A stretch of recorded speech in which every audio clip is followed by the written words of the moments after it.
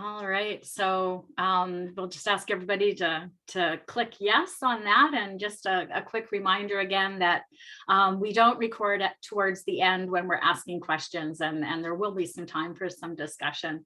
And just before I get going, I really want to thank Tina for being our tech host tonight, and Awakening Spirituality for hosting the series, and Susan for finding and founding the series. But before we get into too much further, what I really want to do first is something that I think is really important, and that is to honor the land that we are all coming from. And so I just want to make sure that my screen sharing is working here. There we go. So I'm coming to you today from the Pacific Northwest of British Columbia, and the last 3 weeks have been house sitting, and I was on this beautiful water called Oyster Bay.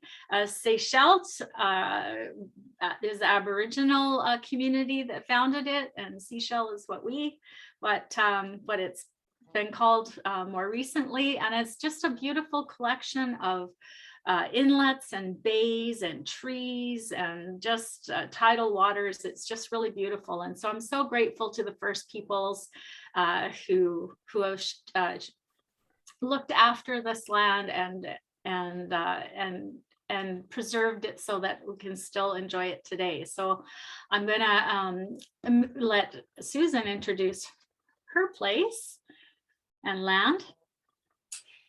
Thank you, Lana. So I live on a place called the Haldeman Tract, which was the traditional lands of the Haudenosaunee, Anishinaabe, and Neutral peoples. And this is in the Great Lakes region of southwestern Ontario. It's a beautiful agricultural country, has a deep, old, ancient history as it is surrounded by the Great Lakes. And I'm deeply grateful for this practice, long overdue, of learning to recognize the land, be deeply grateful to the land, voice our gratitude, and as part of that, also voice our gratitude to the First Peoples who got us to the place that we're at now. Thank you. Thanks, Susan. Yeah, I love sinking in a little bit more deeply to land acknowledgement, and so I'm so grateful that we have the technology to show some photos as we do that as well. So tonight we're here for spiritual life writing, and it's tonight is part of a series, and life writing is an integrative genre that unites memory and experience, and spiritual life writing invites the whole self in: memory and experience, fact, feeling, imagination, and the profane and the sacred. And so tonight we're offering this session as a part of the series to help you find your authentic voice, to shed whatever fears you might have that make you hold your tongue. And tonight especially, we're going to be focusing on shedding the fears that prevent us from editing our own works.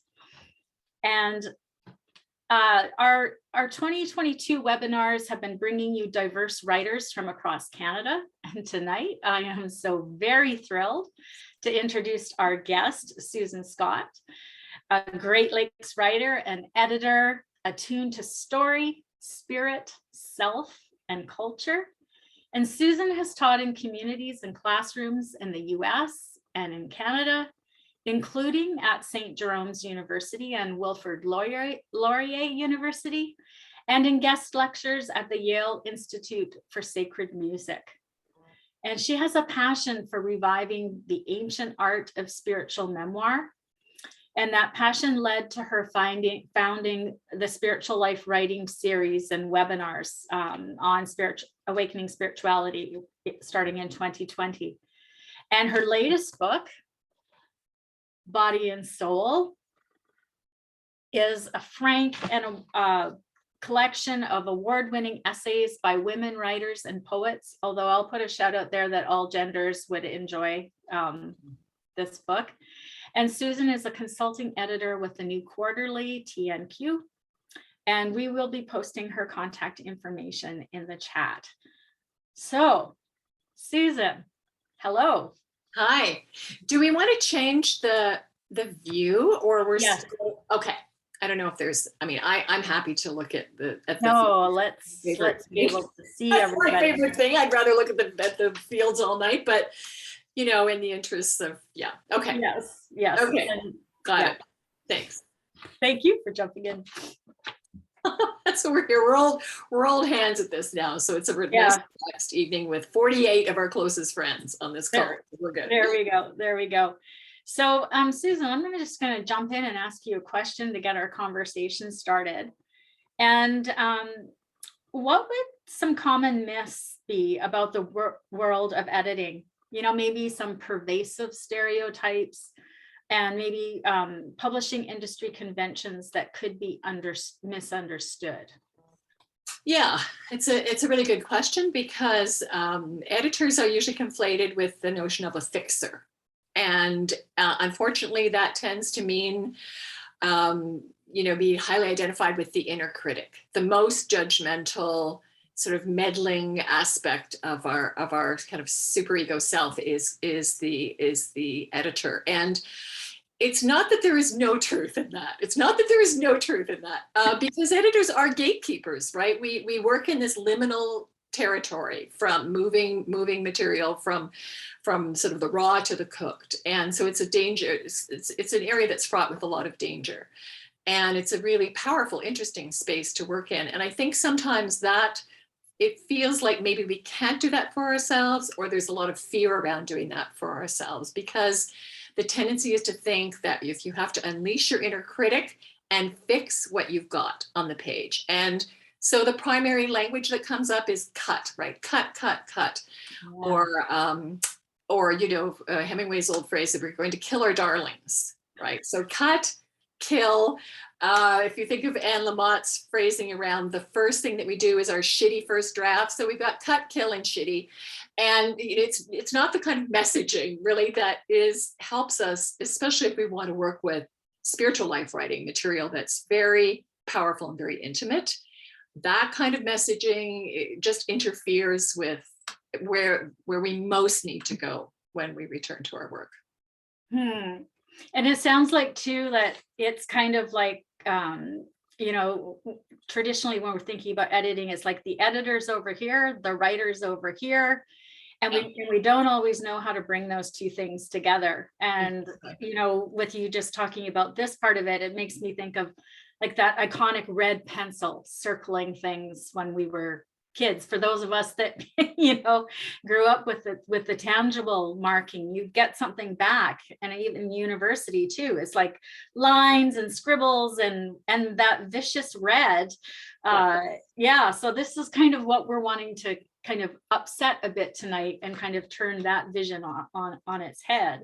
Exactly. Unfortunately, everybody is raised with that inner grammarian, or that grade 6 teacher, whoever, who wanted to, help move you to the next level, but often it was in relation to just correcting and saying, no, this not like this is wrong, this is the way to do it. And if those are your early experiences, or that's the exposure you've had, it's problematic. And then the other thing too is, even in publishing, I scout for a high flight literary magazine that only takes maybe 3% of what comes across our desk. And that means if people know that, if they want to send their work out into the world, it's automatically with a spirit of fear around rejection. So it's rejection, it's fear, it's rejection. Yeah, it's fraught territory. Yeah. No, well, I'm so excited for some of the questions that we are going to delve into because of that fear and that anxiety, which often stifles our creativity. And it makes me want to ask you, like right up at the beginning, what's the relationship between self-editing and spiritual life writing? And why is self-editing such an issue when it comes to spiritual life writing, this special genre? Yeah. And this is probably one of the few places where that question would even get asked, because spiritual life writing isn't, it isn't on the tip of everybody's tongue as something, as the genre that they're diving into. But it's such a powerful and intimate genre, and an intimate way of speaking about the inner life. And so right away, what happens is the fear often is magnified. The fear of returning. First of all, there's fear about talking about those intimate spaces, either some powerful experiences that someone has had, trying to find a language for that to begin with, trying to clothe something that's a very ephemeral experience, or that's almost impossible to put words to. So there's a bit of fear about returning to that and maybe not getting it right or making it worse, making it hard. But because it is such an intimate space, there's just that fear then about, well, if what do I do with this, and should I show it to anyone, and what would I need to do to make this even intelligible to other people? So it's a really interesting, self-editing and editing and spiritual life writing need to be talked about. We need to have conversations around this, because we need to be able to get past that fear to really release those powerful stories and those experiences so that people are heard. So there's genuine representation in our understandings of how this manifests in people's lives, right?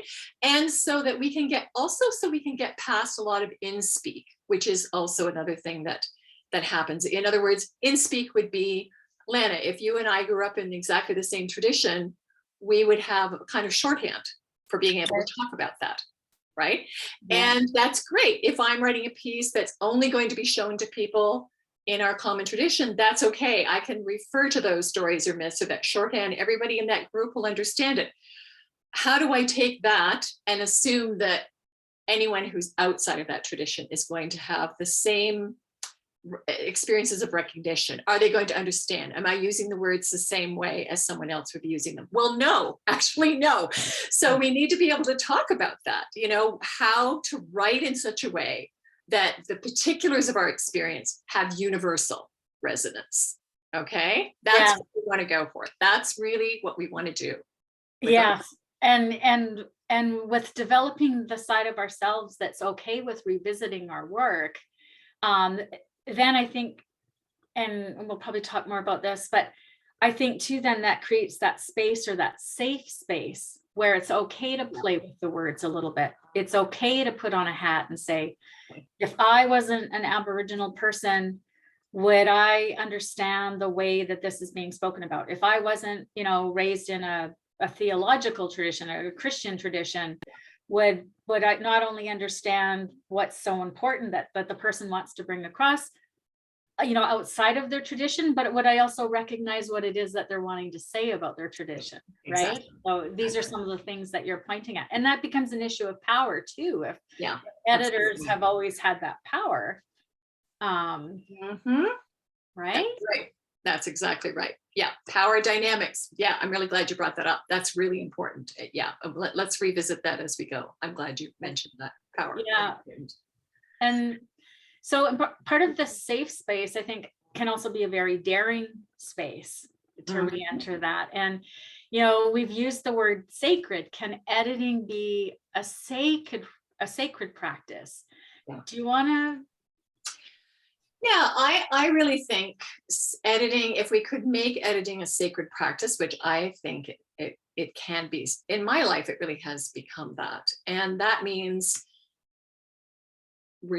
taking editing and moving it into a contemplative space, right?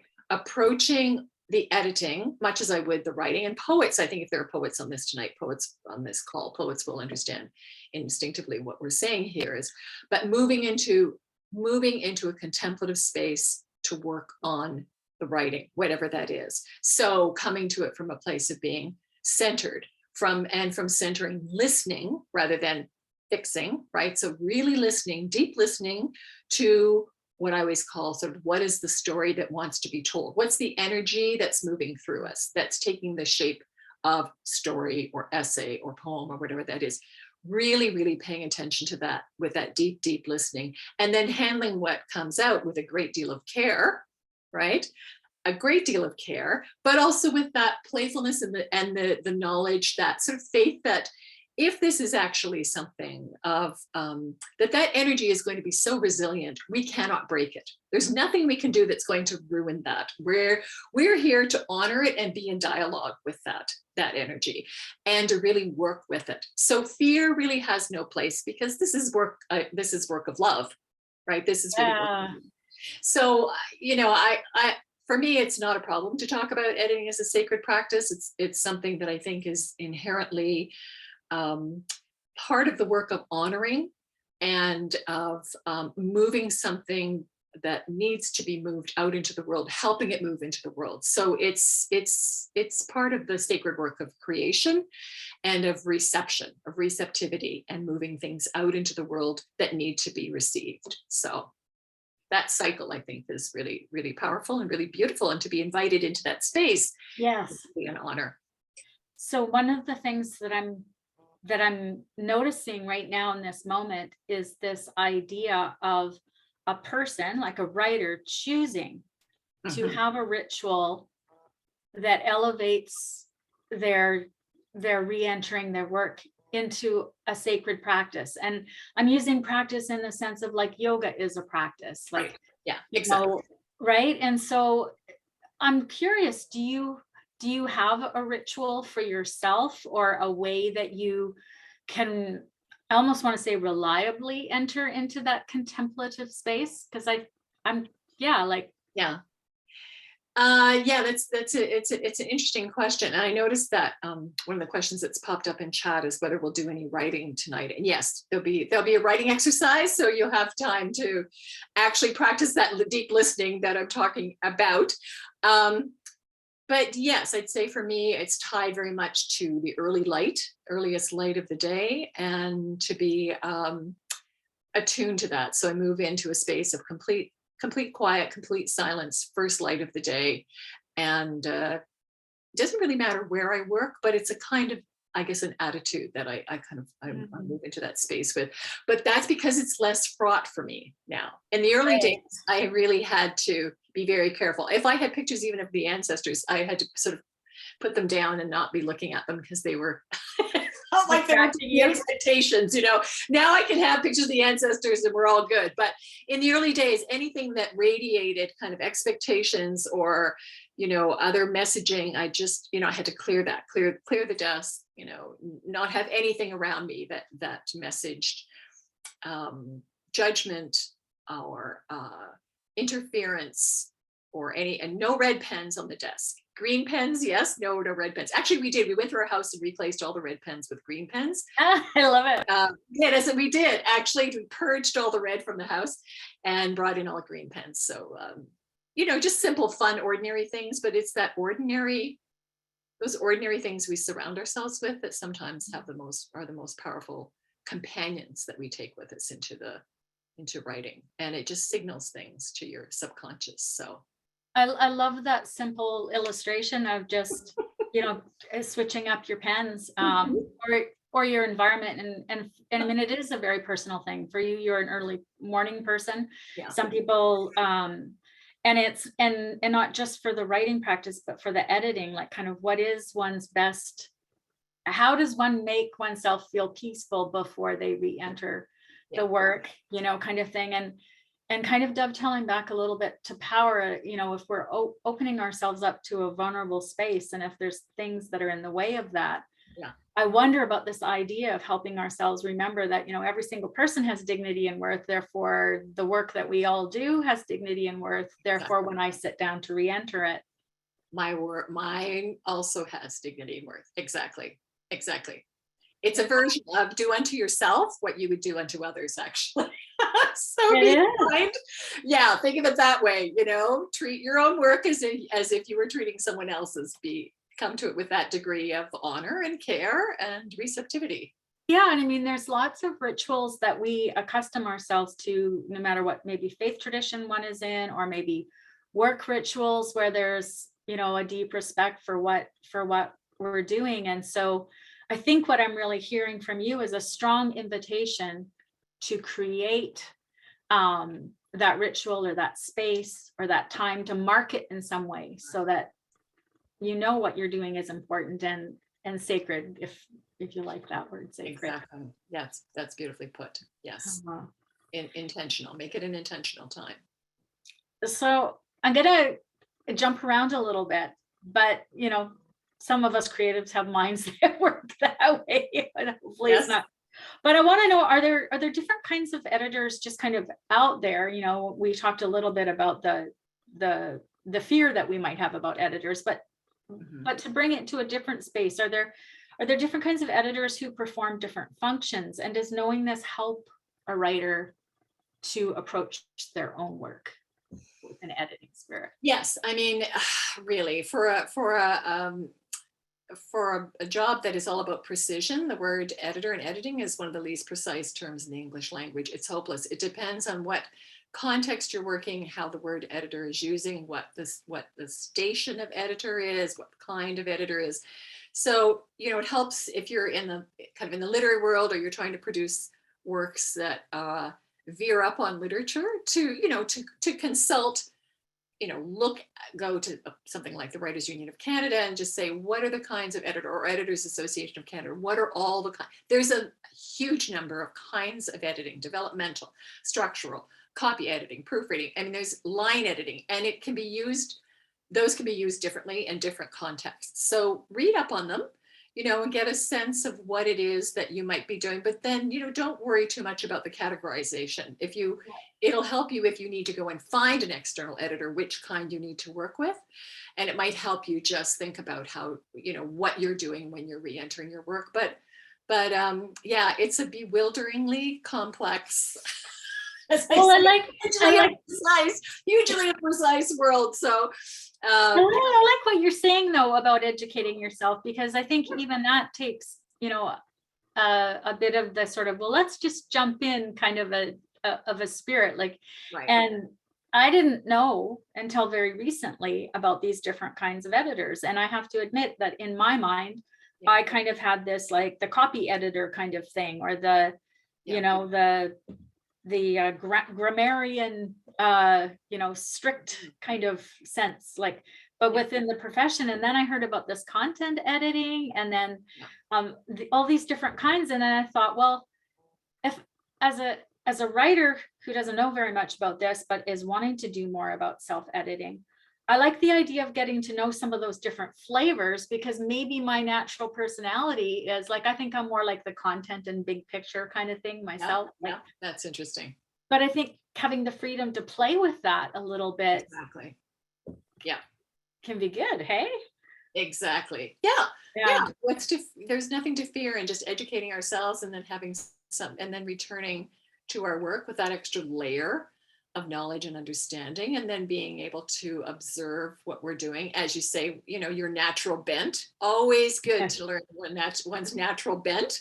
And because that's the strength, you're going to work out of that strength. And therefore, at the right point in time, you start to turn towards other people who can make up for what your own strength is, or make up for what the weaknesses are. That's when you want to bring other people into the mix. Yeah. And so, one question I want to ask sort of before we start to move a little bit into maybe an example or something like that is, many writers seem to have like a treasury of incomplete works. It's like something will come out of them, they'll bubble it up, they'll get it on the page, whether it's in a journal or something that they've written maybe as a part of a writing prompt for something. Mm-hmm. But then it's what happens to those stories after they're put on the page? How do we kind of take those first steps towards revisiting something? And I guess I'll ask you the other question right on top, and you can kind of riff on them. Is there a cost to not being willing to engage? Wow. Yeah. With that process. That is a sad moment in time, right? If we're not able to engage in self-editing, because it's a kind of self-limiting mood. And we all know that we can have fragments of pieces that we've done, or that are undone, or that sit there and pile up for years, or it feels like we've done this and maybe a little bit of this, and do these things belong together? And the guest we had last month, Claudia Putnam, talked about having generated fragments after fragment, year after year after year, on the anniversary of her infant son's death, and it took her 30 years to find the right form in which those fragments came together. So that was a lot of inquiry, a lot of generating and letting things sit for a long period of time, dialogue with other people, and then inquiry about what do you abandon these fragments, or can she save them and put them in, is there some intelligible form for them that they can all come together. So yeah, it's a lot of it is about, the energy that you have to return to a piece. If they're really difficult things, if there are layers, emotional layers, or really hard stuff behind it, it's often really tempting to just let that go, not return to it, unless you might be in a group and people call it out of you. And you'd be with writing partners and someone will say, I know you have something, would you be willing to revisit it? Or you hit a point in your life where you need to revisit it because you've let it languish for a long time and it's speaking to you again, right? So that's the time when you need to kind of go back and just do yourself the favor, the same as you would with someone else, of revisiting, sitting down and committing to revisiting your own work in this protective, safe space, because there's obviously been a huge amount of resistance that's built up. Right. Acknowledge the resistance. Don't feel bad about the resistance. Don't beat up on yourself about the resistance, but find a way to move through that in a generous way and return to that work. Because if it's sat there that long and it's still calling to you, believe me, there's a reason. There's a reason. So I am aware of the time, and I would love to just keep chatting with you about these things, because it is so nuanced, these different aspects. We've hit on power, we've hit on vulnerability, we've hit on flexibility, we've hit on self-education, and there's all these themes. But maybe what we could do is we could look at an example of something where a person has gone back and self-edited. And just so that we're that we can have a peek of what that means and how simple or how much a person could put into that. So I'm going to share my screen again, and then where did it go? Come on, mouse.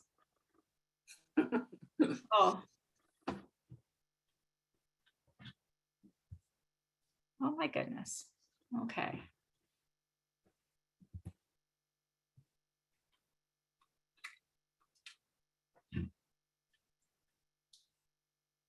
For some reason, Tina, are you there? Would you be able to just pop us out for a second? Not out of the session, but maybe just back to the. You want to be unspotlighted, or do you want me to pull it up, or what? Actually, could you just pull it up then, because my mouse is frozen and I don't know how to fix that. So we'll just fix it together. Thanks, Tina. Thank you. And if you could put it on slide view and then move up to the 4th slide. Sure. It's like having an angel on our shoulder, isn't it? Absolutely. Okay. Okay. Moving it. Yep. And one more. There we go. And Lana, you want me to run through this? Yeah, that'd be great. Okay. So, and just so everybody knows, I'll talk about this example. Oh, look at this. This is an example from Lana Cullis. How random. Well, I'll talk about these two briefly, and then we'll go directly into the writing exercise. So you have some time to do this with the work that you brought, and that's really want to protect that time. So this was the beginning of a piece that Lana sent me. It's just 3 or 4 short lines, and then it has my response to it. So you can just hear it real quick. In my kitchen sits a cedar hope chest. It is filled with all of my scrapbooks that I have lovingly assembled in good times with friends, mostly at retreats, pages of beautiful memories of my children, my parents, and friends. Now, what happened is I read the whole piece, and then I sat down and wrote to Lana and said, look at the last line in your entire essay. Okay, so I looked at the piece as a whole, and I suggested that she go back to the beginning and add detail about the kitchen, right? Where this place, like open up the beginning in a way that contains the seeds of the story's ending. So I suggested something about the colors you've chosen, or the plants on the sill, or that this is where the family gathers, or where you write on the kitchen table. So 2 things here. One is that The beginning of a piece always contains, in some degree, the seeds of the story's ending. We call this the end orientation of a piece. So there should be something at the beginning that gives us just the feel or the language or some sense. It's a bit of a subliminal pointer to the destination that we're going to be taken to. But the second thing was, I wanted to see what would happen if she just opened this up. What if she just opened up this beginning so we can be in this kitchen with her? And where would that take us? Next slide, please. And lo and behold, then she went back and added like 12 lines. And now suddenly we have this rich, evocative description of the kitchen, the cedar hope chest, the scrapbooks, and everything in between. And this is really important. So I'll just read a little bit of it so you get a sense. In my kitchen sits a cedar hope chest filled with scrapbooks. The brightly colored albums nestle spines up, labeled by year, tightly packed side by side in the chest. Savored memories lay within, exceptional life moments I want to last forever with my children, parents, and friends. So you can see she starts to really draw on the senses. And what this does is this allows us as the readers also just to kind of be in that space with Lana. So we're having the experience of being in this place where she's reconnecting with these sacred objects. She says here at the very last line, still I remember the scrumptious meals served on grandma's silver birch prize china she only brought out of the cabinet for days. So in 12 short lines, we have an immediate sense of who the author is, what animates her, what things that she treasured. We have a genealogical map. We have an idea of what the food is like. The whole vibe of this person's life is presented just by going back and opening. I didn't do any of this. This is entirely Lana's work.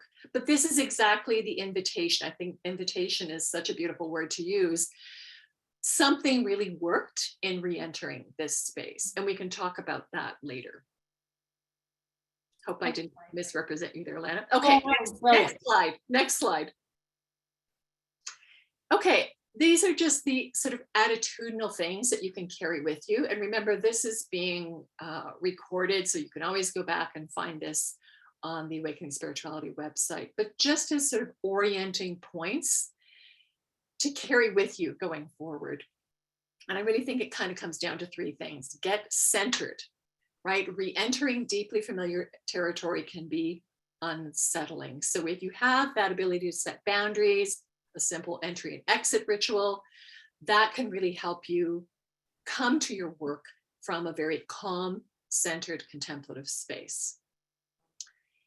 Then when you actually enter the work itself, focus on world building, okay? And this, a really simple way of thinking about this is whatever kind of background or tradition you might come from, whatever the language is for embodiment or incarnating, manifesting, the fullness of being, those are all things that you can use the senses for to kind of clothe those experiences, because the whole point of this kind of writing is to try to bring those experiences to life in a way that, as I say, that other people can sense it and move through that with you. So it's not an abstract thing.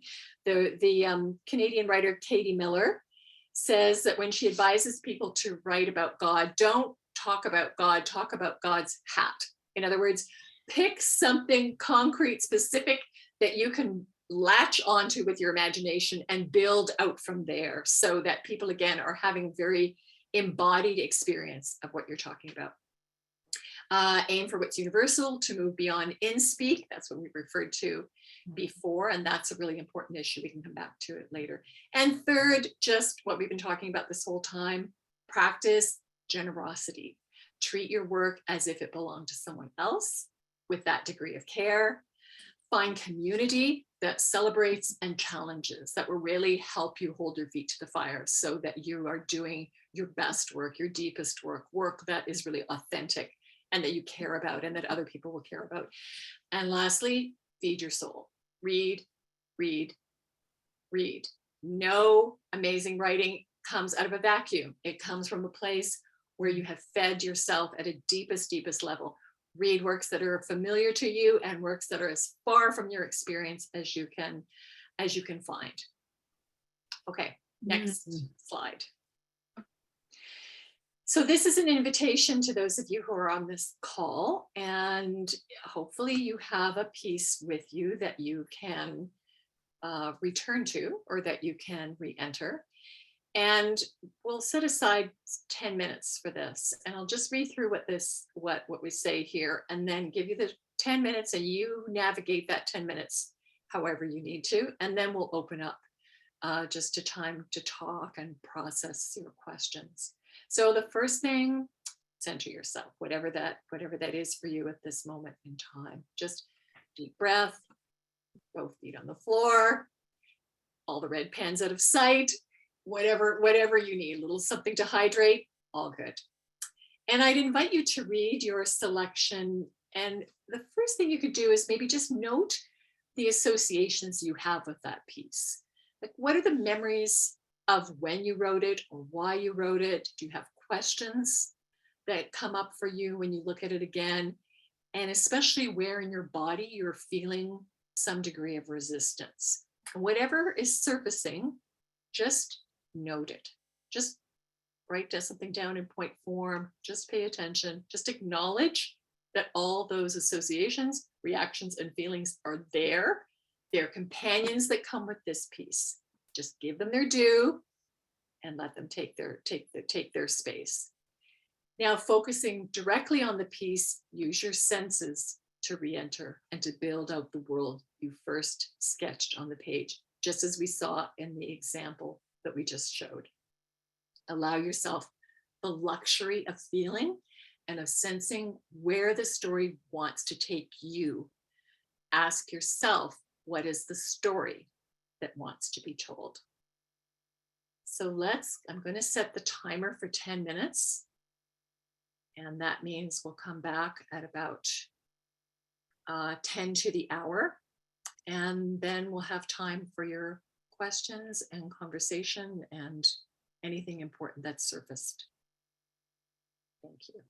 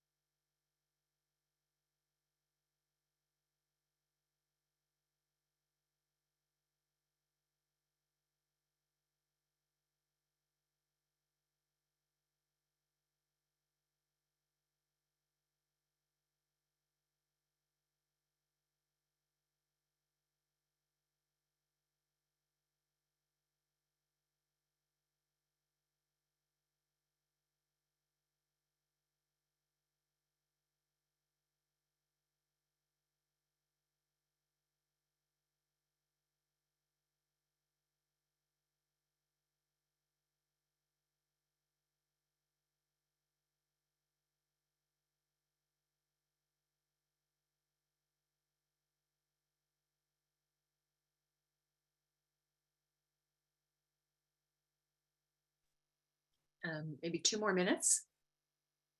Whatever you need to do just to bring your practice to a close.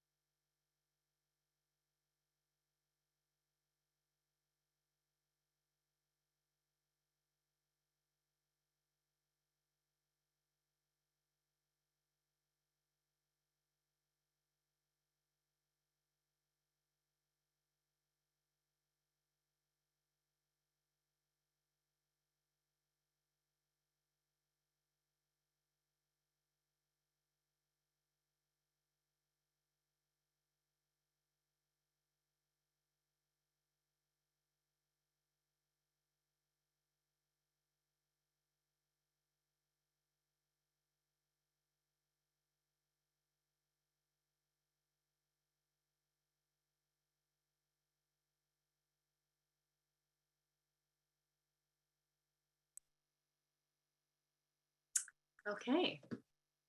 And that be 10 minutes. And that would be time. We can close the slides and stop the recording. Or Lana, do you want to do? Yeah, that's good. Sure, and I would just ask for Tina to maybe just show briefly either the slide or copy and paste the information for Susan's contact information and resources into the chat. Thank you. And then, yeah, we turn off recording at any point in time, and there we go. We have a few minutes to chat together, all of us.